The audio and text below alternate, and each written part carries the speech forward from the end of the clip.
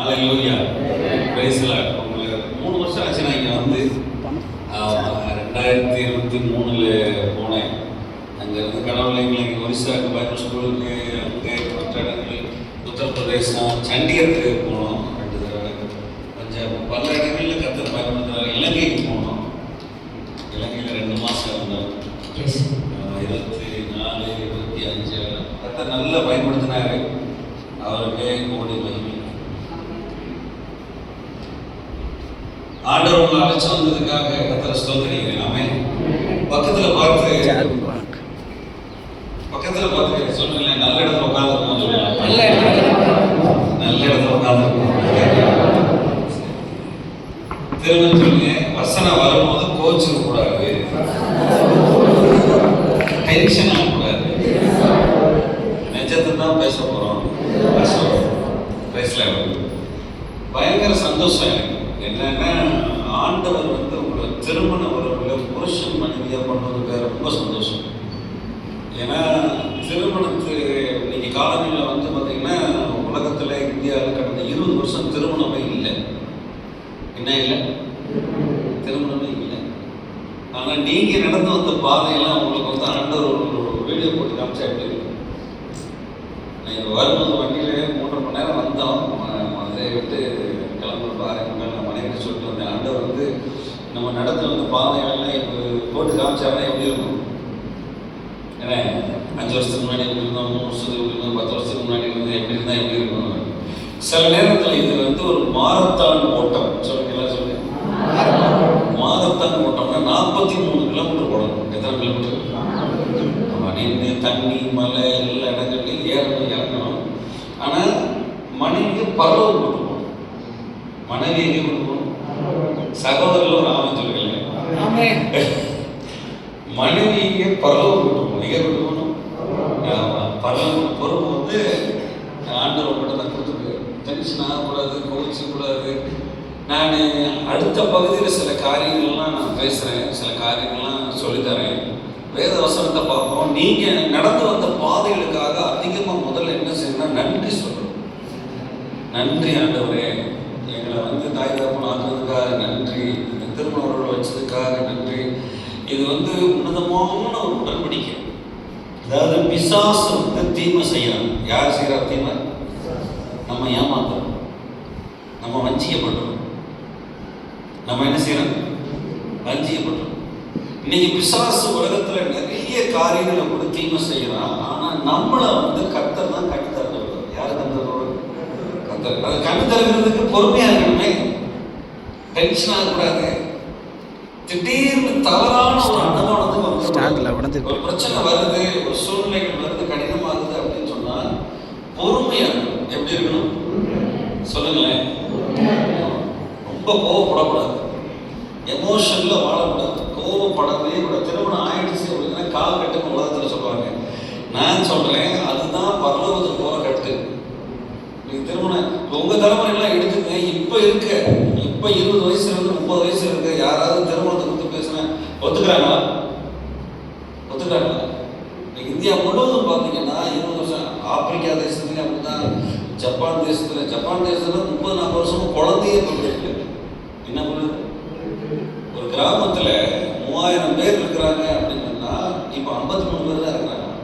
அதே மாதிரி ஆப்பிரிக்காலையும் திருமணம் இல்லை, அங்கேயும் வந்து உடைக்கப்பட்டிருக்கு வேதனைகள். தென்னாப்பிரிக்காவில் இந்த மாதிரி கிட்டத்தட்ட 40-50 வருஷம் நடக்குது. ஆனால் பிசாசானவன் உடன்படிக்கையை கெடுக்கிறான். ஒரு ஆமை சொல்லுங்க. தேவன் உண்டாக்குனதை கெடுக்கிறான். ஆனா நம்ம என்ன செய்யக்கூடாது அப்படின்னா, சொல்வார் சொல் பேச்சு கேட்டு கண்டதே காட்சி கொண்டதே கோபம்னு சொல்லி இது தப்பு அப்படின்னு உண்மையை அறிவித்து கூட பொறுமை இல்லாம என்ன செய்யக்கூடாது? டென்ஷன் ஆகக்கூடாது. எந்த இடத்துல சரி, நான் சொத்து வாங்க, திருமணம் முடிக்க, சொந்தக்காரனுக்கு போட சொல்லலை. அன்றாட தினந்தோறுக்குள்ள வாழ்க்கையில டென்ஷன் ஆகக்கூடாது. என்ன ஆகக்கூடாது? டென்ஷன் கோவப்படவே கூடாது. கோபம் ரொம்ப வந்துச்சுன்னா சட்டையை போட்டு வெளியே போய் தீபம் ஹோட்டலுக்கு சாப்பிட்டு வெளியே போயிடணும். அப்பனா தான் ஆண்டவர் பேசுற சத்தம் கேட்கும். ஆண்டவர் பேசுற சத்தம் கேட்கும். அதனாலதான் கர்த்தர் வந்து சபையை கட்டுகிறார், திருமணத்தை கட்டுகிறார்.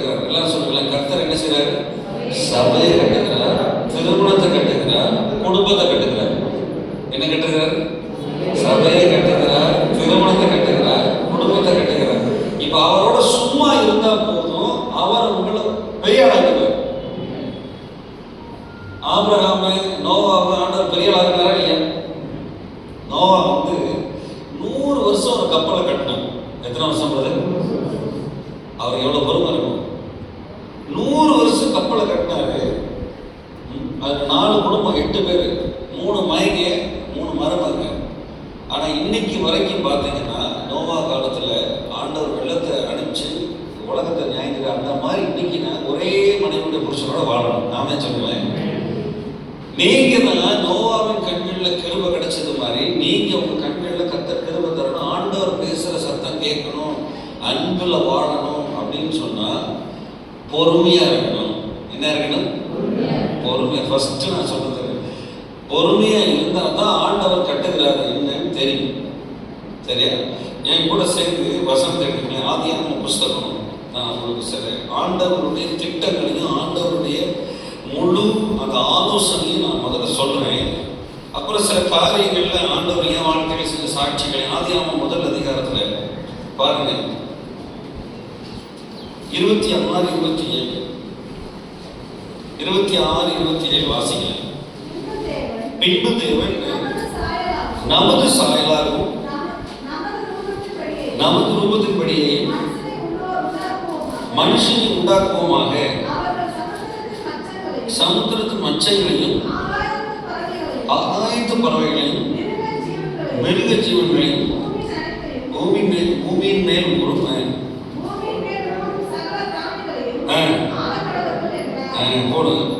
கோடு போடுங்களே ஆழக்கடவர்கள். என்னது?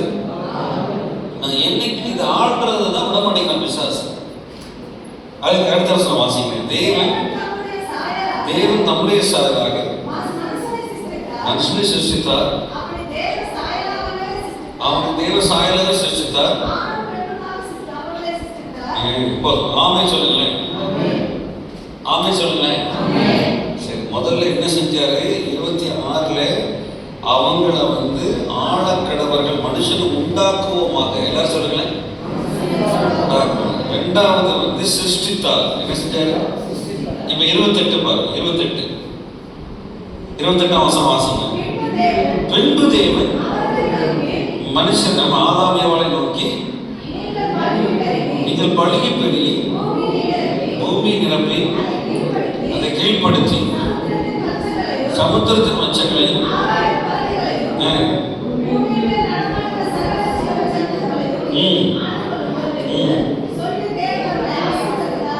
எல்லாரும் ஆமே சொல்லுங்க. ஆடுகிறது வேற, ஆண்டு கொள்றது வேற அப்படி சொல்லி ஆசீர்வச்சாங்க. இப்ப நீங்களாம் ஆசீர்வதிக்கப்படுறீங்களா என்னன்னு தெரியல. அதாவது ஆசீர்வதிக்க எப்படின்னா, நீங்க வந்து ஒரு அரக்குள்ள பஞ்சாயத்து பிரசிடன்ட் நீங்களா தான் இருக்கு, நீங்க தான் எம்எல்ஏ தான் இருக்கணும். உங்களுக்கு 5000 மாடு 7000 கழுதைகள் இப்படிலாம் இருக்கணும். இது என்ன ஆசீர்வாதத்துக்குள்ளே வரல. நிறைய ஆண்டவர் வச்சிருந்த இந்த திட்டம் நோக்கம் மாறல. ஒரு ஆமை சொல்லுங்களேன், இது மாறவே இல்லை. இது மாறி இன்னைக்கு வரைக்கும் 6000 வருஷம் ஆச்சு. எத்தனை வருஷம்? 6000 வருஷம் ஆச்சு. அப்ப நம்ம ஏன் இப்படி இருக்கிறோம் அப்படின்னு சொன்னா, நம்ம வந்து வசனத்தின்படியும் ஆவியானவர்படியும் இயேசு கிறிஸ்து சொன்னதுக்கு அப்புறம் அவருடைய வார்த்தைக்கு அலைன் பண்ணல, நம்ம நெருங்கி வரலன்னு அர்த்தம். நெருங்கி வரவே இல்லை. இன்னும் வந்து நமக்கு உலகத்தின்படி மற்றவங்களை பற்றி நிறைய நம்ம தவறான எண்ணங்களை வச்சிருக்கோம். இப்ப நான் சொல்றது நல்லா 26ல வந்து பிராணிகளை சகல ஆழக்கடவர்கள் 26 பாருங்களேன், ஆழக்கடவர்கள் போட்டிருக்கா. 27ல அவர்களை சிருஷ்டித்தார். 28ல ஆண்டு கொள்ளுங்கள். எல்லாரும் சொல்லுங்களேன், ஆண்டு கொள்ளுங்கள். எத்தனை பேருக்கு சொந்த வீடு இருக்குன்னு தெரியல. சொந்த வீடு எத்தனை பேருக்கு இல்ல? கை கொடுங்க. எல்லாரும் இருக்கு, ஆமே சொல்லுங்களேன். சரி, எத்தனை பேருக்கு சொந்த வயக்காடு நிலம் இருக்கு? இல்ல, வாங்கணும். ஆமா, ஆமே சொல்ல மாட்டேங்க. அவங்களுக்கு தான் சொல்றீங்க. 5 ஏக்கர் 10 ஏக்கர் வாங்கணும். என்ன ரிலையன்ஸ் கடையில் போய் நீங்க வாங்காதீங்க. 5 ஏக்கர் 10 ஏக்கர் வாங்கி கத்திரிக்காய் முருங்கைக்காய் தோட்டம்லாம் போடுங்க. ஆண்டு கொள்வார்கள் என்ன அர்த்தம்? சும்மா உட்காந்து டிவி பார்க்கறதா? வேலை பார்க்கணும். நீங்க ஒரு 5 ஏக்கர் வாங்குவேன், கத்திரி தருவாருன்னு சொல்லுங்களேன். ஆண்டு கொள்ளுங்களும் ஆழக்கடவுகள் என்ன? ஆமா, ரோட்ல போய் கத்திக்கிட்டு இந்த மாதிரி நான் தமிழ்நாட்டா நான் அந்த கட்சி இந்த கட்சி சொல்றது ஆண்டு கொண்டது இல்லை, அது கிடையாது. கர்த்தர் வந்து ஆபிரகாமை ஆசீர்வச்சார். யார் ஆசீர்வச்சாரு? நோவா ஆசீர்வச்சாரு. அவங்க எல்லாத்துக்கும் நிலம் கொடுத்தாரு. என்ன கொடுத்தாரு? பாஸ்டர், குடியிருக்க வீட்டுக்கே நாங்கள் டியூ கட்டிக்கிட்டு இருக்கோம். இந்த நிலைமையில எப்படி? இப்போ நான் கேட்கிறேன், விசுவாசிக்கிறது தப்பா, நியாயமா இல்லை கூடாதா? விசுவாசிக்கலாமா இல்லையா? விசுவாசிக்கிறது. இப்போ நான் கர்த்தருடைய வசனத்தில் கூட 2ஆம் மாதம் வானத்திலிருந்து வந்த கர்த்தர் நீங்கள் பரலோகம் போவீங்க, உங்களை கர்த்தர் ஆசீர்வதிக்கிறான்னு சொன்னா காதுல கேட்டு விசுவாசிக்கலாமா இல்லையா? என்ன ஆமென் சொல்லுங்க. ஒரு 10 ஏக்கர் நிலம் ஒவ்வொரு குடும்பத்திலே வாங்க. ஒன்று ரெண்டு ஆமென். நான் நிலக்கிட்டார் இல்லை, நான் ராஜா பாஸ்டருக்கு எத்தனை வருஷத்துக்கு முன்னாடி சொன்னேன், 2 ஏக்கர் 3 ஏக்கர் வாங்கு அப்படின்னு சொல்லி செவத்திப்பட்டியில் எத்தனை வருஷத்துக்கு முன்னாடி சொன்னேன். 2009, 2007, 2010 சொன்னேன். என் பாதையா அவனுக்கு விளையணும். தேவன் வந்து ஆண்டு கொள்ளுகிறார். ஆண்டு கொள்ள நம்ம ஆசீர்வதிக்கிறார். சொல்லுங்க, தேவன் நம்மளை ஆண்டு கொள்ள ஆசீர்வதிச்சிருக்கார். என்ன, நான் வந்து இங்க கர்த்தருடைய வார்த்தையை பேசத்தான் வந்திருக்கிறேன். நான் வந்து உங்க பஞ்சாயத்துக்கு நான் வரல. நான் பஞ்சாயத்து ஆள் கிடையாது. ஒரு ஆபத்து சொல்லல. இப்ப நீங்க எல்லாம் பரலோக ஆசை இருக்கா? அப்பனா ஆண்டு கொள்ளணும். ஆண்டு கொள்ளணும். ஒரு நிலத்தை கர்த்தர் தருவார். ஆண்டவர் ஆபிரகாமுக்கு என்ன சொன்னாரு? ஆபிரகாமின் ஆசீர்வாதம் நமக்கு உண்டா இல்லையா? நம்ம இப்படிலாம் சொல்றீங்க புதுசா. முதல்ல வந்து எதுக்காக கல்யாணம் பண்ணணும்னு, கல்யாண மேடையில சாப்பாட்டு மேடையில பிரசங்கம் பண்ண மாட்டாங்க. இந்த மாதிரி மீட்டிங்ஸ் தான் பிரசங்கம் பண்ணணும். எதுக்காக இப்ப அப்படியே கையை வச்சுக்கங்க, கையை வச்சுக்க. கலாத்தியர் 4ஆம் அதிகாரம் எடுங்க. கலாத்தியர் 4ஆம் அதிகாரம் 3ஆம் அதிகாரத்திலிருந்து வாசிப்போம். 3:26, 27 பாருங்க. எத்தனை ரட்சிக்கப்பட்டிருக்கீங்களா எல்லாரும்? ஏசப்பா பிள்ளையா பாவம் கழுவப்பட்டது எத்தனை பேர்? சரி, கலாத்தியர் 3:26 வாசிங்க.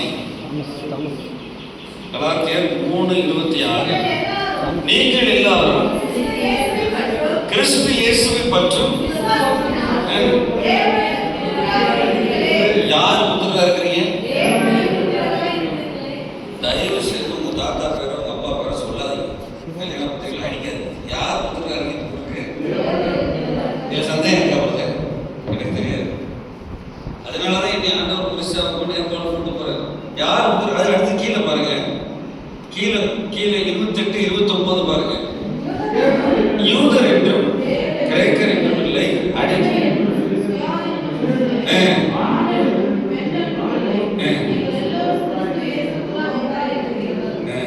மனைவியை பார்த்து என்ன சொல்லக்கூடாது? என்ன, பெண் ஜாதி ஆண் ஜாதி இப்படிலாம் சொல்லக்கூடாது. சரியா? நீ தமிழன்டா, அவன் வந்து மலையாளத்துக்காரன்டா அப்படிலாம் சொல்றாங்க. வடக்கன்ஸ் தான் அப்படிலாம் சொல்லாதீங்க. சபையில கர்த்தர் எல்லாரையும் புத்திரரா கூப்பிட்டுருக்காரு. ஆமென் சொல்லுங்க. இந்த வசனத்தை விசுவாசிச்சா நீங்க ஆசீர்வாதமா இருப்பீங்கப்பா. நீங்க வசனத்தை விசுவாசிக்கல அப்படின்னா அந்த விதை மாதிரி, இந்த வசனம் சின்ன விதை மாதிரி, புளி முத்த மாதிரி உள்ள விழுகணும். அது கர்த்தருடைய ஆவியானவர் தான் அந்த வசனத்தை நிஜமாக்குவார். நீங்க ஒப்பு கொடுக்கணும். அடுத்து கீழே பாருங்க 29. இந்த 26, 29 தான் உங்களுக்கு சொல்லி கொடுக்குறேன். நீங்கள் ஆபிரகாமின் சந்ததியையும் பாத்தீங்களா? இப்ப நான் ஆதியாகமம் 1ஆம் அதிகாரம் 26 to 28 வசனத்துல சொன்ன வாக்குத்தத்தங்கள் ஆபிரகாமுக்குள்ள நமக்கு இருக்கா இல்லையா? என்ன, அதுக்கும் சந்தேகமா தான் இருக்கா? சரி, விசுவாசத்தின் புத்திரர். என்னது? இப்ப அப்படியே கை வச்சுக்க. திரும்ப ரோமர் 4ஆம் அதிகாரம் எடுங்க. நீங்க கர்த்தருக்குள்ள கல்யாணம் பண்ணது ஆண்டவருடைய ஆசீர்வாத சௌந்தரியமும் ஆண்டவருடைய வழிகளில் நடக்கவும் ஆண்டவருடைய ஆளுகை செய்ய தான் அவங்களை கூப்பிட்டுருக்காரு. ரோமர் 4ஆம் அதிகாரத்துல பாருங்க, அதுல 18, 19 வாசிங்க. உன் சந்ததி இவ்வளவா இருக்கும் என்று சொல்லப்பட்டபடியே தகப்பனாவதை ஒரு ஆமை சொல்ல. சர்ச்சுக்கு போனா இயேசு பாவங்களை கழுவுவாரு, சர்ச்சுக்கு போனா பரலோகம் போக முடியும் அப்படின்னு நம்புறதுக்கு வசதி இல்லை. நம்ப முடியலனாலும் விசுவாசிக்கணும், நம்பிக்கை. உண்டாகணும். ஆமென். கீழே அது போட்டு பாருங்க, 20-21 வாசிங்க. தேவனுடைய வாக்குத்தத்தத்தை குறித்து அவன் சந்தேகப்படாமல்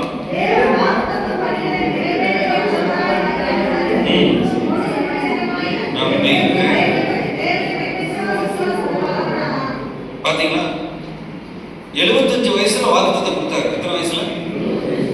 பிள்ளை பிறந்து 99 வயசு. என்ன எல்லாரும் கஷ்டமா இருக்கு. என்னன்னா, ஆண்டவர் நம்மளை ஆசீர்வச்சு நமக்கு 5 ஏக்கர் நிலம் தருவாரா, 10 ஏக்கர் நிலம் தருவாரா அப்படின்னு யோசனையா இருக்கு. ஆழக்கடவர்கள் ஆசீர்வதித்தார். என்ன செஞ்சார் அவர்களை? இப்ப இயேசு கிறிஸ்துவுக்குள்ள ஆபிரகாமின் ஆசீர்வாதம் உங்களுக்கு வருமா வராதா? கல்யாணம் பண்ணது இதுக்கு தான் பிரதர். கல்யாணம் பண்ணது எதுக்கு? இதுக்கு தான். ஆபிரகாம் வந்து கர்த்தர் யாருன்னு தெரியாம விக்கிரகங்கள் செஞ்சு வச்சுக்கிட்டு இருந்தார். அவங்க அப்பா தேரா அவரை கூப்பிட்டார். ஆண்டவர், வா உன்னை ஆசீர்வதிப்பேன், வா உனக்கு வந்து பிள்ளை புத்திர சந்தானத்தை தருவேன் அப்படின்னு சொன்னார். திருமணம் என்பது தேவனை மகிமைப்படுத்தவும் தேவனுடைய ஆசீர்வாதங்களை சுமந்திருக்கிறார். திருமணம் வாக்குத்தத்தங்களை விசுவாசிக்கணும். நான் விசுவாசத்தின்படி ஆபிரகாமின் பிள்ளை. எப்ப பார்த்தாலும் நான் சொல்றேன், மனைவி கணவர் கிட்டையும் கணவர் மனைவி கிட்ட வந்து பேசாது. இன்னைக்கு நீங்க ஒரு அம்மா அப்பா, இன்னைக்கு நீங்க ஒரு சத்தமா சொல்லுங்க. தேவன் வந்து உங்களை அழைச்சது எதுக்குன்னா, அவர் வாக்குத்தத்தத்தை விசுவாசிச்சு ஆசீர்வாதத்தில் இருக்கதான் அழைச்சார். முதல்ல அவர் அதுக்கு தான் உங்களை கூப்பிட்டார். வா குளத்தை விட்டு கோத்திரத்தை விட்டு வா அப்படின்னு சொல்லி. தயவு செய்து நான் சொன்னேன், இந்த வாக்குத்தத்தத்தை விசுவாசிச்சா உங்க பிள்ளைங்க எல்லாம் வெளிநாடு போகும். உங்க பிள்ளைங்க எல்லாருமே நீங்க 1000 பேர் 2000 பேர் காய்கறி எல்லாம் விற்பீங்க. காசு காய்கறி நீங்க விற்பீங்க. இந்த டிவியில செல்போன்ல துர்ச்செய்திகள் தவறான செய்திகளை பார்க்காது. அதெல்லாம் பார்த்தீங்கன்னா மூளை வந்து ஒரு மாதிரி ஆயிடும். அதெல்லாம் சுவிட்ச் ஆஃப் பண்ணி 9 மணிக்கு கடந்த 3 வருஷமா நைட்டு 9 மணிக்கு சுவிட்ச் ஆஃப் பண்ணி படுத்துருவாங்க. யாரும் விட்டானே கூட அநேக நேரங்களில் தவறான செய்திகளை கேட்டுதான் நீங்க என்ன செய்யணும், ரொம்ப குழப்பமா இருக்கீங்க. ஆசீர்வாதத்துக்கு அழைச்சாரு. அவர் உங்களுக்கு வந்து அவருடைய பிள்ளையா விசுவாசத்தின்படி விசுவாச மக்களா உங்களை கூப்பிட்டு புத்திர சுகாரத்தை கூப்பிட்டு தான் அழைச்சார். வேற எதுக்குமே அவர் அழைக்கல. நீ என் கூட வா உனக்கு. ஆபிரகாம் என்ன சொன்னாரு, இன்னைக்கு சண்டை நடக்குது, இஸ்ரவேல் தேசத்துல சண்டை நடக்குது. எல்லாரும் தெரியுமா தெரியாம? சரியா 13 பேர் இருக்காங்க சுத்தி, 13 நாடுகள். என்னது நாட்டுக்கு இடத்துக்கு சண்டை நடக்குது. இன்னைக்கு ஆபிரகாமுக்கு ஆண்டவர் வாக்குத்தத்தத்தை கொடுத்தாரு, நீ கிழக்கில மேற்குல வடக்கில நடந்து தெரியாது அவனுக்கு தருவேன். சில நம்ம சிந்தையில வந்து நம்ம மனசு வந்து ஒரு குரங்கு மாதிரி நம்பாது. என்ன செய்யாது? நம்பாது. கல்யாணம் முடிச்ச போட்டோவை கல்யாணத்தன்னைக்கு நீங்க என்ன போட்டோ எடுத்தீங்களா அதை வந்து பெருசா எடுத்து வீட்டில் வச்சுக்கங்க. இப்ப இருக்க ஒரு போட்டோ பக்கத்துல வைங்க. என்ன கல்யாணம் தண்ணிக்கு உங்களுக்கு சாப்பாடு ஒரு போட்டோ போட்டுருவாங்க, அதை ஒன்று எடுத்து பக்கத்தில் வச்சுக்கிட்டு இப்ப இருக்கிறது ஒன்று பக்கத்தில் வைங்க. தேவன் தான் உங்களை கூட்டு வந்தாருன்னு விசுவாசிப்பீங்களா? என்ன நிறைய பேருக்கு அப்பா அம்மா ஊர்ல இல்லை, அரசியல்வாதி கொண்டு வந்தாங்களா, சொந்தக்காரங்க கொண்டு வந்தாங்க. ஆண்டவரை விசுவாசிச்சா ஆண்டவர் உங்களை வந்து ஆசீர்வதிக்க மட்டும் பண்ண மாட்டாரு, உங்க சந்ததியே ஆசீர்வதிப்பாரு. உங்க சந்ததியே ஆசீர்வதிப்பாரு. அதுக்கு தான் ஆண்டவர் கூப்பிட்டாரு.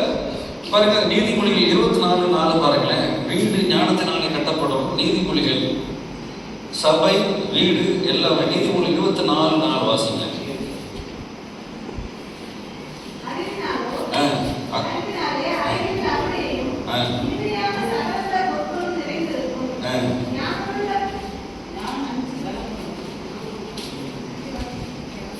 வாசிங்க. அதுக்கு முந்தின வசனம், வீடு ஞானத்தினாலே கட்டப்பட்டு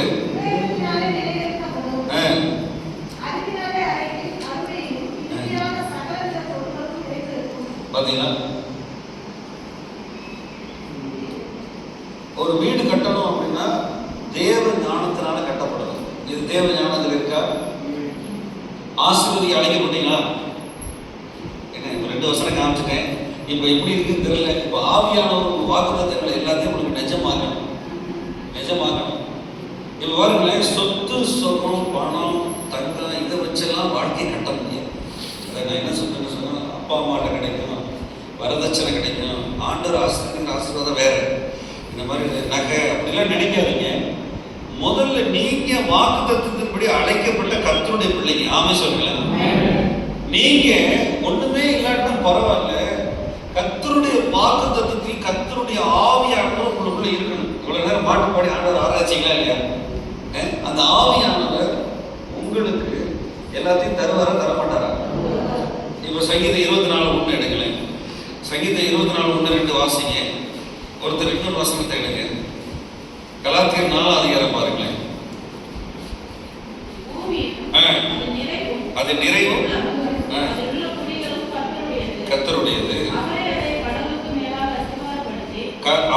அவரே அதை கடலுக்கு மேல அஸ்திபடுத்தி ஸ்தாபித்தார். சங்கீதம் 100 பாருங்க. சங்கீதம் 100 யார் இது? இந்தியா யாருக்கு? உங்க ஊர் யாருக்கு அப்படின்னு சொல்லுவோம். கொஞ்சம் கொஞ்சம் உங்களுக்கு மைண்ட் எல்லாம் கொஞ்சம் கொஞ்சம் கொஞ்சம் கொஞ்சம் வெளிச்சம். பூமியின் குடிகளே எல்லாரும் கர்த்தரை கம்பீரமாய் பாடுங்கள்.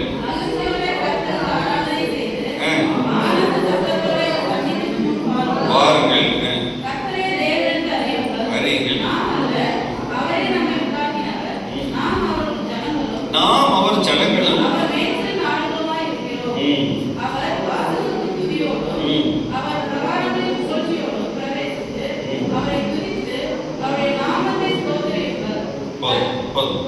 பாருங்க.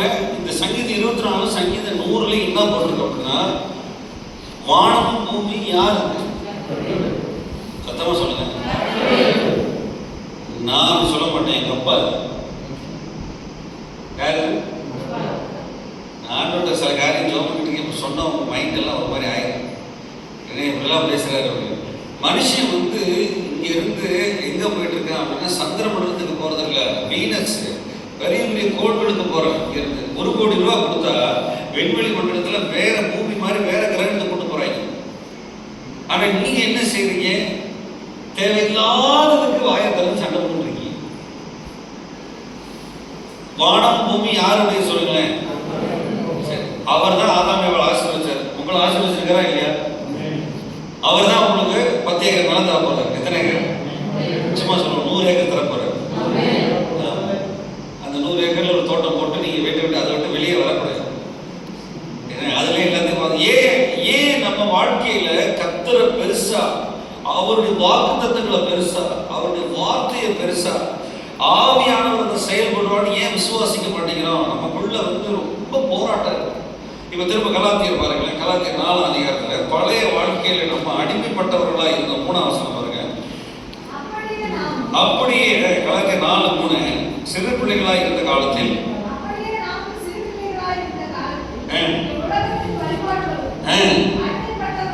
அடிமைப்பட்டவர்களா, உலகத்தின் வழிபாடுகளுக்கு தமிழை மாதிரி இந்தியாக்காரன் மாதிரி அடிமைப்பட்டவர்களா இருந்தோம். அடுத்த வாசிங்க. நாம் புத்திர சுவிகாரத்தை அடையும்படி கொள்ளத்தக்கதாக போது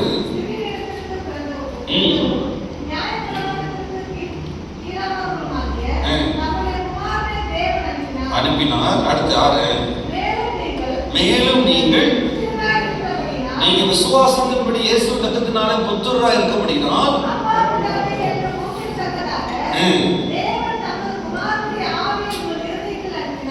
எல்லாரும் சொல்லுங்க, அப்பா பிதாவே. சத்தமா சொல்லுங்களேன். அடுத்த வசனம் பாருங்க. ஆகையால் நீ, எல்லாரும் சேர்ந்து வாசிக்கணும் வசனம். ஆகையால் நீ அடிமையாயிராமல் புத்திரனாய் இருக்கிறாய். நீ புத்திரனே ஆனால் கிறிஸ்து மூலமாய் தேவனுடைய சுதந்திரமாய் இருக்கிறாய். ஒரு ஆமை சொல்லுங்களேன். இந்த ஆமை நல்ல சத்தமா சொல்லுங்களேன். விசுவாசம் கேட்கட்டும். வானவர்கள் பொல்லாத சேனைகள் கேட்கட்டும். என்ன நல்ல கவனிங்க. இது ரோட்ல இருக்க எல்லா ஜீவராசிகள், இந்த பூமிக்கு எல்லாமே எங்க அப்பா. சொல்லுங்களேன். இப்ப என்ன விசுவாசிக்கிறீங்களா? நான் 300 கொடுக்க 2 மணி நேரம் வேணும். எங்க அப்பா அவரு உங்களை எல்லா இடத்துக்கும் கூட்டு போவார், எல்லாத்தையும் தருவார். அவர் ஆபிரகாம ஆழ படைச்சாரு, ஆசீர்வதித்தார். ஆசீர்வாதம் அப்படின்னா என்ன அப்படின்னா, தேவனை போலவே இருக்கணும். எப்படி இருக்குன்னா, ஆமா ஆட்டுக்கறி வாங்குறதுக்கு கடையில் வைக்கக்கூடாது. வீட்டில் இருக்கிற ஆடை எடுத்து பிடிச்சி இந்த ஆபிரகாம் மாதிரி சமைக்கணும். இப்போதான் உங்களுக்கு வந்து லேசாக தெரியுது. ஆபிரகாம் வீட்டில் 218 வேலைக்காரர் இருந்தாங்க. எத்தனை பேர்? நீங்கள் ஆபிரகாம் பிள்ளைகளா? பக்கத்தில் கேள்வி, நீங்கள் ஆபிரகாம் பிள்ளைகளா? எனக்கு தெரியல. சபையில் வந்து உட்காந்துருக்கீங்க. ஆபிரகாம் ஆசீர்வாதம், அதாவது நீங்க ஆசீர்வாதம் அப்படின்னு சொன்னா வீட்டில் 10 கோழி 100 கோழி இருக்கு, ஒரு கோழி எடுத்து நீங்க சமைச்சு கொடுக்கணும் பாஸ்டருக்கு. கடையில் போய் வாங்கக்கூடாது. என்ன பாஸ்டர் செய்யறது? ஆதார் கார்டு இருக்கு, ஏடிஎம் கார்டு. முதல்ல இதை விசுவாசிங்க. ஆதார் கார்டு இதை விசுவாசிங்க. இதுக்கு இவ்வளவு நேரம் நான் காமிச்சேனே, எங்க அப்பா அது வானம் பூமி யாருது? ஆண்டவர் உங்களுக்கு, சபைக்கு, கர்த்தருடைய பிள்ளைகளுக்கு, ரத்தத்தால் கழுவப்பட்ட பிள்ளைகளுக்கு நிறைய ஆசீர்வாதம் வச்சிருக்காரு. நம்ம விசுவாசிக்கிறது இல்லை, நம்புறது இல்லை. திருமணம் என்பது ஒரு ஆசீர்வாதம். சொல்லுங்க, ஆமே சொல்லுங்களேன். திருமணம் என்பது பிரச்சனை இல்லை. அப்படி ஆகிட்டு பிசாசு படம் போட்டு, சினிமா போட்டு, குப்பையோ அள்ளி போட்டான். இப்ப இந்த வீட்டுக்குள்ள குப்பையை போட்டா இந்த ரோட்டுக்குள்ள இருக்க முடியுமா? அந்த மாதிரி இருதயத்துல, மனதுல பிசாசான குப்பையை போட்டான். அதனால நீங்க என்ன செய்றீங்கன்னா, வேற ஒரு கண்ணாடி போட்டு பாருங்க. இவர் இன்னாருடைய பேத்தி, இவங்க அம்மா இப்படி இருந்தா என்ன செய்யணும்? நல்ல வேலை நீங்க வந்து கல்யாணம் பண்ணது ஆடு மாடு குருவி எல்லாம் கல்யாணம் பண்ணல, கர்த்தருடைய ஆசீர்வாதத்தை கல்யாணம் பண்ணி. ஆமே சொல்லுங்க.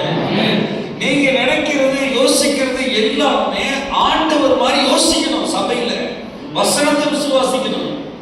இன்னைக்கு வந்து ஆபிரகாம் மாதிரி ஆண்டவர் எனக்கு பிள்ளை தருவாரு, ஆண்டவர் எனக்கு சந்ததி ஆசீர்வதிப்பாரு, ஆண்டவர் என் பிள்ளைய சர்ச்சு கூட்டு வருவாரு, ஆண்டவர் ஆபிரகாம் விசுவாசிச்ச ஆண்டவர் நானும் விசுவாசிக்கிறேன். இந்த கலாத்தியர் 4:7 சுதந்திரவாளி, நான் கர்த்தருடைய புத்திரனா இருக்கிறேன் அப்படின்னு நீங்க விசுவாசிக்கணும். ஆமென். ஒன்னும் செதறாது, ஒன்னும் நடக்காது. ஆண்டவர் விசுவாசிக்கிறவனுக்கு நீதிமானுடைய பிள்ளைகளை அங்க திருப்பி போவான விசாரிச்சு ஒன்னும் நடக்காது.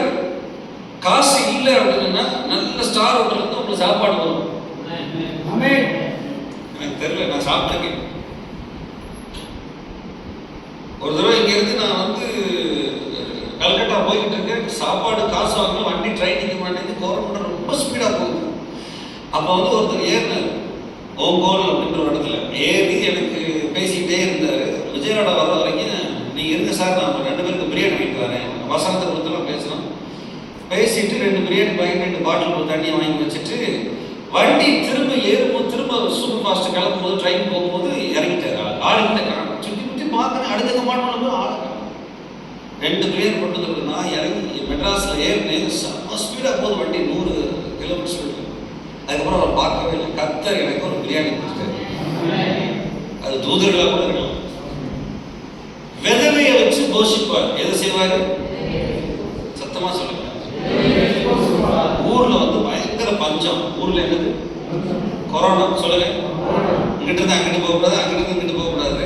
ஆனா உங்களுக்கு வந்து அமேசான்ல பொருள் வீட்டுக்கு வரும். ஆசீர்வாதத்தை குறித்து தான் பேசுறேன். எலியாவுக்கு காலையில சாயங்காலம் என்ன வந்து கொடுச்சுன்னா, காக்கா வந்து அப்பமும் ரத்த ரொட்டியும் கொடுத்துச்சு. உங்களுக்கு ரொட்டி சொல்ல தெரியுமா? தெரியாது. நீங்க வடைந்த போனது. ஆண்டவருடைய பிள்ளைகளை ஆண்டவர் காக்கிறார். ஆமே. பஞ்சகாலமா இருந்தாலும் சரி. நான் என்ன சொன்ன, ஆசீர்வாதத்தை விரும்புங்க, ஆசீர்வாதத்தை பேசுங்க, ஆசீர்வாதத்தை வாக்குத்தத்தத்தை விசுவாசிங்க. விசுவாசிக்கணும், நம்பணும். எனக்கெல்லாம் ஒரு விதவை ஒரு அம்மா தான் எனக்கு சாப்பாடு போடுறாங்க. எனக்கு வேற காணிக்கே கிடைக்கல, எங்கேயும் கிடைக்கல, ஊழியுமே பார்க்கல. ஒரு வருஷமா ஒரு அம்மா விதவை வந்து எனக்கு சாப்பாடு போடுறாங்க. நீங்க நம்புவீங்க, எனக்கு பாஸ்டர் அரிசி வாங்கிக்கிங்கன்னு காசு கொடுங்க. எப்படி இருக்கும் பார்த்தீங்களா? நான் எந்த ஊழியத்துக்கு போல, காட்டு உட்காந்து முழங்கால் போட்டு ஜெபம். இந்த ஆபிரகாம் கர்த்தருடைய ஆசீர்வாதத்தை பெற்றுக்கிறதுக்கு முதல்ல காரணம் நம்பிக்கையோடு விசுவாசிச்சாங்க. திருமணம் ஒரு ஆசீர்வாதம். சொல்லுங்களேன், திருமணம். ஆமா, உங்க அப்பா அம்மா அனுபவிக்காத, அரங்குள்ள அது இந்த ஊர்ல தொட்டியத்தில் அனுபவிக்காத எல்லாம் கர்த்தர் தருவார், அனுபவிங்க.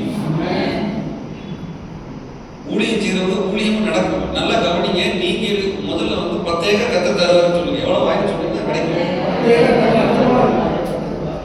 நீங்க வந்து விசுவாசிக்கணும்.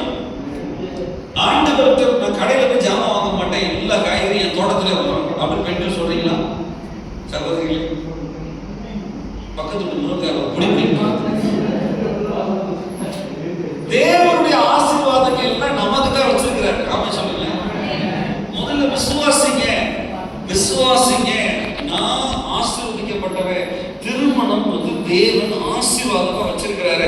நான் கல்யாணத்தை பத்தி பேசல. கல்யாணம்ன்றது ஒரு நாள் நடக்குது. சொல்லுங்களேன்.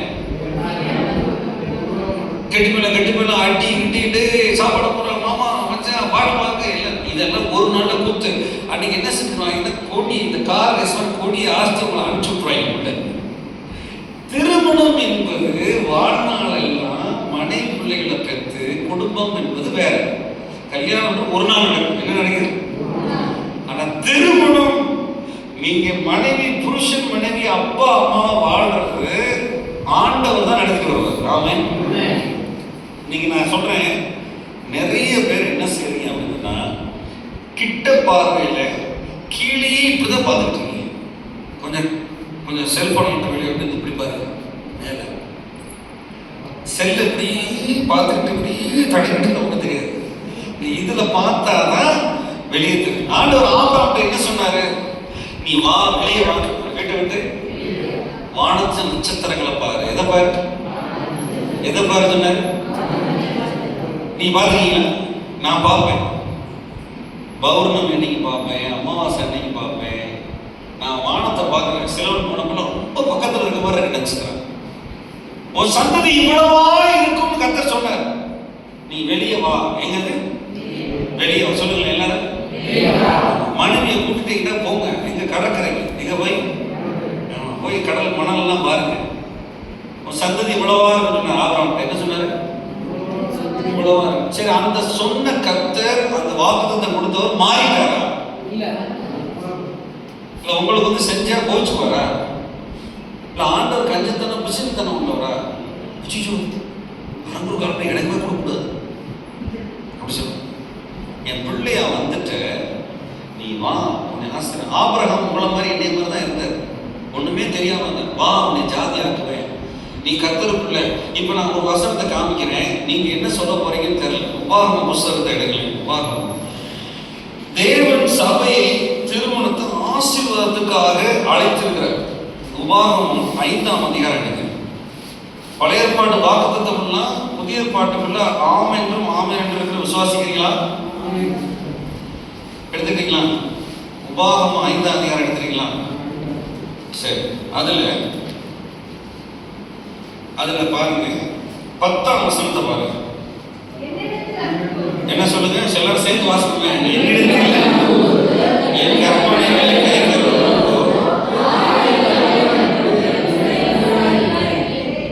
ஒரு ஆமை சொல்லுங்க, இன்னொரு ஆமை சொல்லுங்க, பிசாசு ஒரு ஆமை சொல்லுங்க. இந்த வசனத்தின்படிதான் ஏன் கடவுள் என் தெய்வம் இருக்கிறார். இதுல 1000 போட்டுக்காங்க. ஒரு தலைமுறை 70 வருஷம். எத்தனை வருஷம்? 70 வருஷம். 50 20. சிலர் ஒரு தலைமுறை எப்படின்னா 120 வருஷம். பழைய ஏற்பாட்டில் சில நாட்கள் 50 70 ரெண்டு சேர்ந்து 120 வருஷம் மோசே இருந்தாரு. 120 வருஷம் ஆபிரகாம் இருந்தாரு. ஒரு சந்ததி 70 வருஷம். எத்தனை வருஷம்? சரி, 70 × 1000 எவ்வளவு போட்டுங்க? 70 × 100 என்ன? 7000. தம்பி எவ்வளவு கணக்கு சொல்லுங்க? 14,000. எவ்வளவு? 70 × 1000 கணக்கு போட்டு பாருங்க.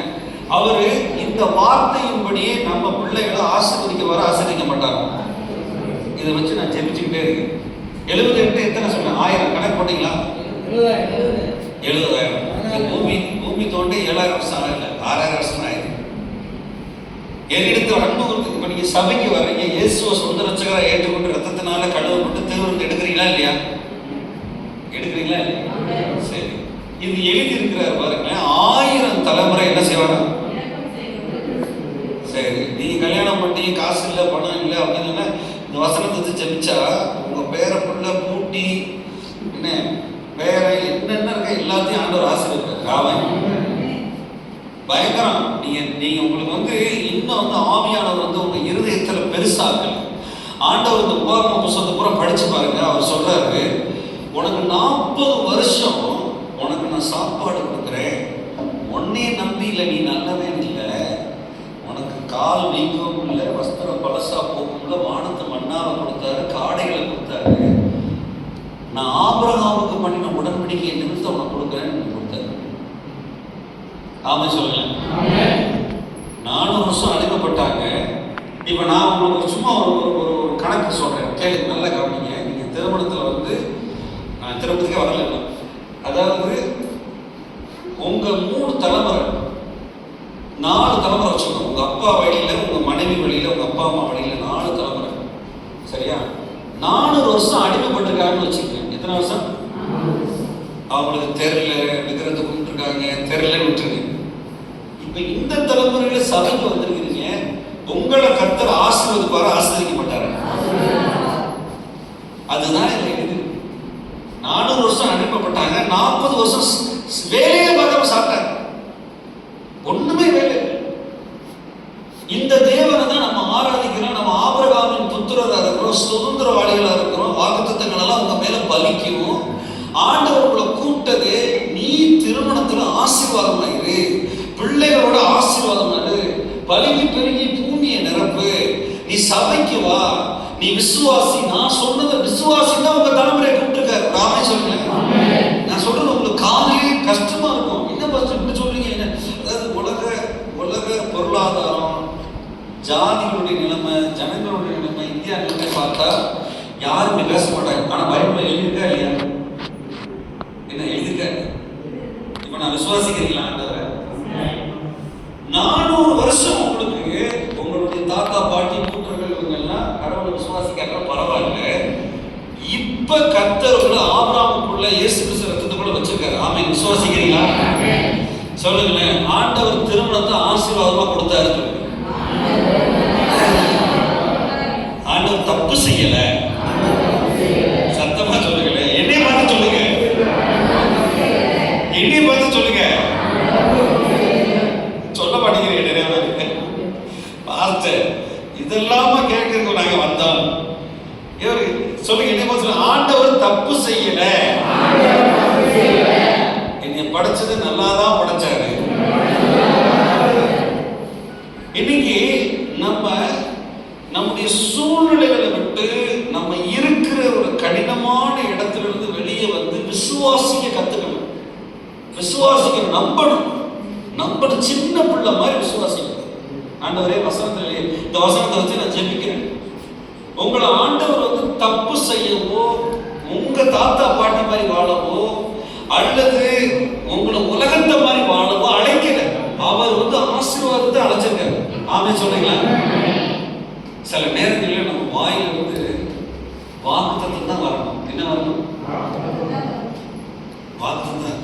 பைபிள்ல நிறைய வாக்குத்தத்தங்கள் ஆண்டவராக இயேசு கிறிஸ்துவை பத்தி போட்டிருக்கு. நீங்க சின்ன விஷயமும் பெரிய விஷயமும் இரக்கம் செய்கிற தேவனா இருக்கிறார். எப்படி இருக்காரு? அவர் தான். திருமணம் என்பது பழைய ஏற்பாட்டிலையும் புதிய ஏற்பாட்டிலையும் என்னன்னா ஒரு ஆல்டர். என்ன சொல்லுங்க? சத்தமா சொல்லுங்க. பலிபீடம். சொல்லுங்க. நம்ம இறுதியில் ஒரு பலிபீடம். திருமணத்துல என்ன செய்யணும்னா முதல்ல என்ன செய்யணும்? ஜெபிக்கணும். என்ன செய்யணும்? கடவுளே, உடைய சித்தம் என் குடும்பத்தில் நடக்கணும், நான் சமாதானமா இருக்கணும், நான் சந்தோஷமா இருக்கணும், தினந்தோறும் கெட்ட செய்தி கேட்கக்கூடாது. இந்த பலிபீடத்தில் புருஷனும் மனைவி ஒரு 5 நிமிஷம் 10 நிமிஷம் என்ன செய்யணும்? டிவி ஆஃப் பண்ணிட்டு உட்காந்து நன்றி சொல்லணும். கையின் பிரயாசத்துக்காக நன்றி ஆண்டவரே, நான் இந்த வீட்டில் ஆசீர்வாதமா இருப்பேன், கர்த்தருக்கு ஆசீர்வாதத்தை அழைச்சாரு அப்படின்னு சொல்லி ஒரு 10 நிமிஷம் நேரம் செலவு. எவ்வளவு நேரம்? 10 நிமிஷம். சூழ்நிலைகள், பிரச்சனைகள் எல்லாமே இப்ப நான் சொல்றேன். இப்போ எல்லாருக்கும் ஒரு பிரச்சனை இருக்குன்னு வச்சுக்கங்களேன். பிரச்சனை எல்லாம் தீர்த்து விட்டு நீங்க அனுப்புறேன். திரும்ப அடுத்த வாரம் இப்படிதான் வருவீங்க. திரும்ப அடுத்த வாரம் எப்படி செய்வீங்க? பாஸ்டர், நான் ஆபிரகாமா இருக்கேன் பாஸ்டர், நான் 3 ஏக்கர் வாங்கிட்டேன் அப்படி சொல்லுவீங்களா?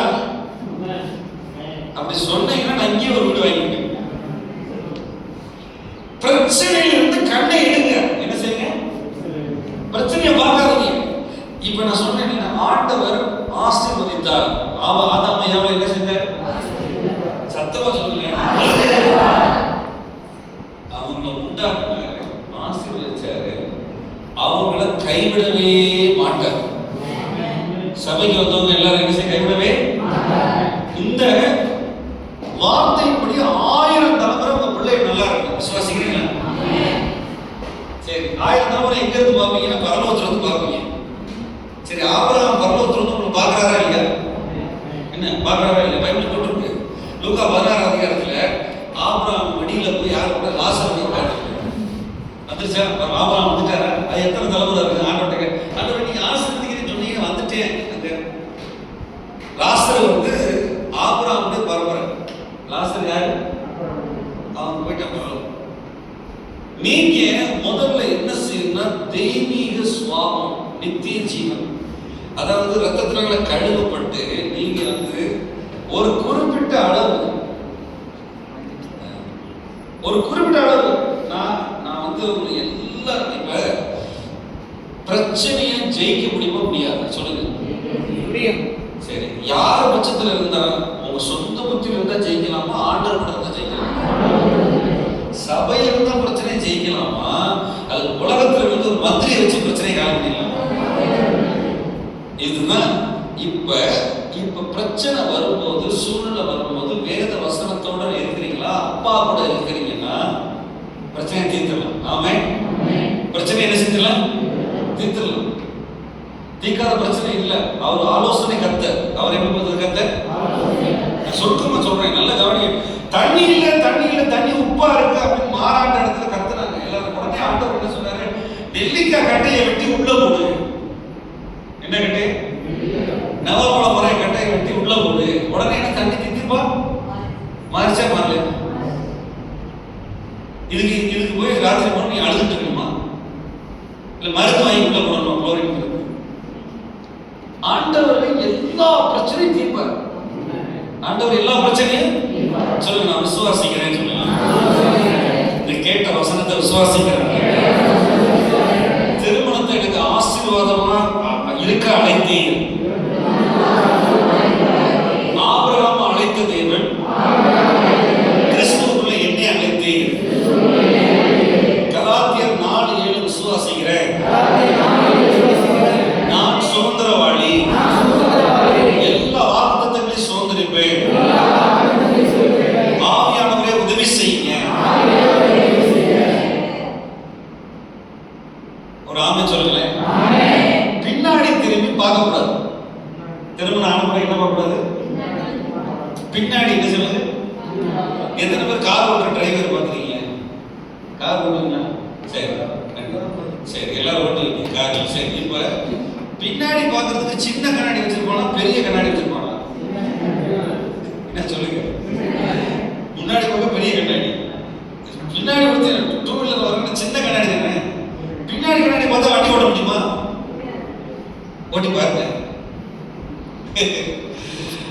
பின்னாடி உள்ள காரியங்கள் போன வருஷம் நடந்தது, 10 வருஷம் நடந்ததுக்கு முன்னாடி, 6 வருஷம் நடந்ததுக்கு முன்னாடி, 7 இதெல்லாம் பார்க்காதீங்க.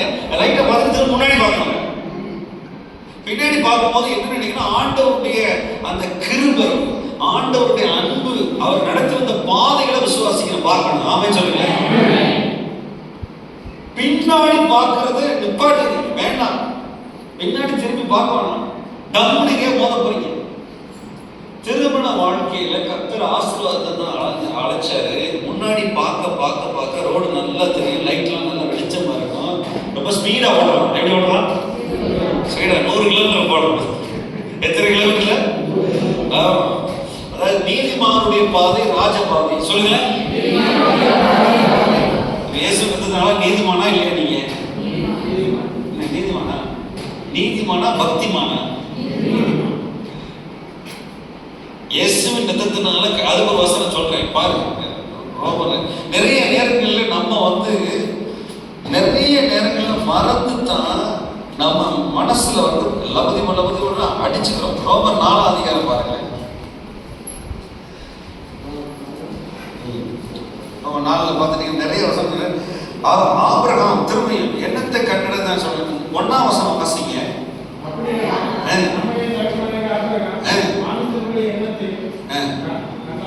கண்டடைந்தான்.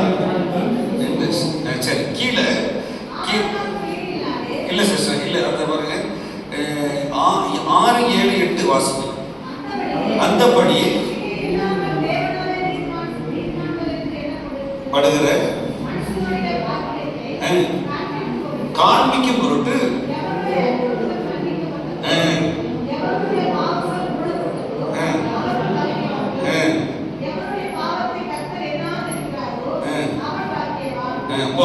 ஆமென் சொல்லுங்களேன். சத்தமா ஆமென் சொல்லுங்களேன். இப்ப நீதிமான் இந்த வசனத்தின்படி தான் நான் நீதிமான். சபைக்கு வந்த நீதிமான்களையும் பாருங்க. சரி, நீதிமானுடைய பாதை ராஜபாதை. சொல்லுங்க, ராஜபாதை எப்படின்னா இருக்குன்னா, சிகப்பு விளக்கு இருக்காது, ஸ்பீடு பிரேக்கர் இருக்காது. சிகப்பு விளக்கு இருக்காது, வேக தடை இருக்காது. அப்படி ஓட்டுறீங்களா வண்டியை திருமணத்தை? நீதிமானுடைய பாதையில என்ன இருக்குன்னா, ஸ்பீட் பம்ப் இருக்காது. ஆண்டவர் தடைகள் இல்லாம உங்களை ஆசீர்வாதம் நடத்துவார். நடத்த மாட்டாரு. என்னைக்குமே ஆண்டவருடைய எக்கானமி, ஆண்டவருடைய ராஜ்யத்துக்குள்ள நீங்க இருக்கிறீங்க. உங்களை ஆசீர்வாதம் தான் கூப்பிட்டேன். சில நேரம் நான் சொல்ற வார்த்தை ரொம்ப கடினமா இருக்கும், பரவாயில்ல. ஆண்டவர் நிஜமா இருப்பார். அதை என்ன செய்வாரு?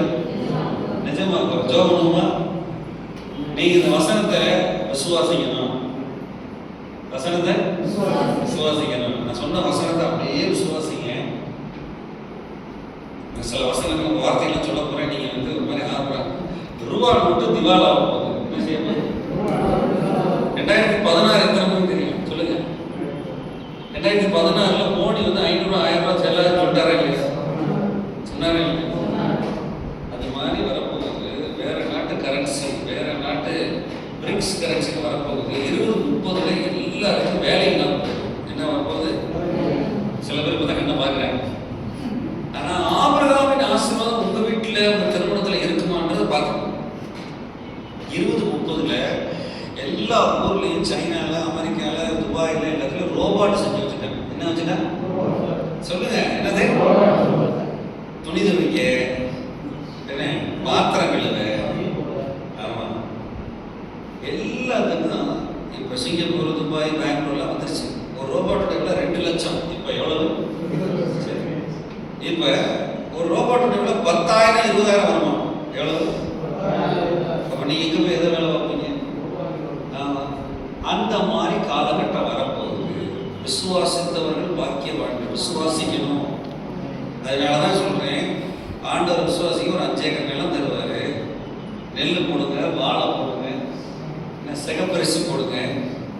ஏன்னா கர்த்தர் உங்களுக்கு ஒரு 100 ஆடு தருவாரு, என்ன 100 கோழி தருவாரு, 10 எருமை மாடு தருவாரு, 10 பால் மாடு தருவாரு. உங்க வீட்டில் பால் இருக்கும், உங்கள்கிட்ட காய்கறி இருக்கும், உங்க வீட்டில் கோழிக்கறி சாப்பிடலாம்.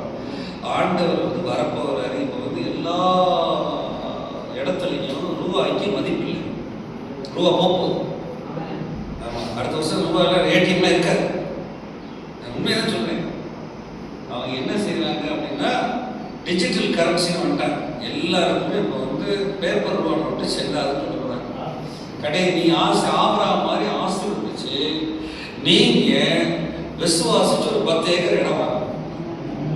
அதுக்குதான் கர்த்தரை நீங்க அனுப்பிச்சு சொல்ல சொல்றீங்க. 2030 ஒரு 7 ஏக்கர்ல 4 டிராக்டர் வச்சு விவசாயம் பண்ணுங்க. ஏதோ எல்லாரும் புதுசாக பாக்குறீங்க. ஆண்டவர் 6 மாடி கட்டிடம் தருவார் உங்களுக்கு.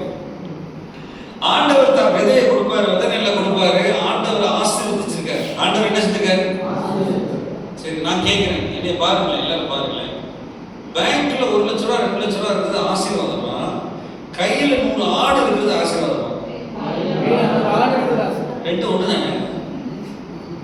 கையில 50 வெள்ளாடு இருக்கு, 50 செம்மறி ஆடு இருக்கு. இது ஆசீர்வாதமா இல்லையா? சரி, நான் உங்களுக்கு சொல்றேன். கடையில நீ பேங்க்ல 1 லட்ச ரூபா வச்சிருக்கீங்க, ஆனா வீட்டுல 3 மூணு பருப்பு, 10 மூணு அரிசி, எல்லா பருப்பு 3 மூணு இருக்குன்னா இதுவும் ஆசீர்வாதம் தானே, அதுவும் ஆசீர்வாதம் தானே. சரி, இப்ப கவர்மெண்ட் திவாலாக போகுது. நீங்க என்ன செய்ய போறீங்க? ரேஷன் கடைகள்லாம் கூட போறாங்க. இதான் நடக்க போகுது. ஆமா, எல்லாரும் சுரண்டி சாப்பிட்டாங்க. நீ சாப்பிட்றதுக்கு ஒண்ணுமே இல்லை. எத்தனை சிஎம் வந்தாலும் நீங்க ஆபிரகாமின் ஆசீர்வாதத்துக்குள்ள அழைக்கப்பட்டீங்க.